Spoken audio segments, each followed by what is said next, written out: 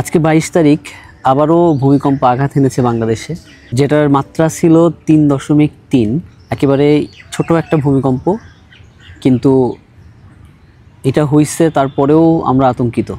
এটার উৎপত্তি স্থল ছিল হচ্ছে গাজীপুরের বাইপাইল।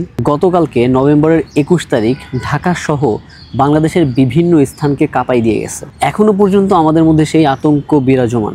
সেই আতঙ্ক কাটতে না কাটতেই আবার শোনা যাচ্ছে গাজীপুরে 3.3 মাত্রার একটি ভূমিকম্প আঘাত এনেছে।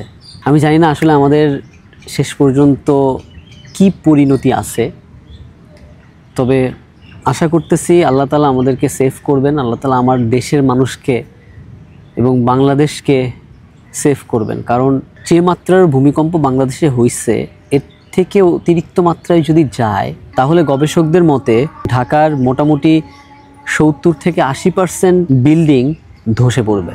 সবাই দোয়া করেন আল্লাহ তাআলার কাছে যেন আল্লাহ তাআলা আমাদের দেশটাকে হেফাজত করেন এবং আমাদের দেশের মানুষকে হেফাজত করেন।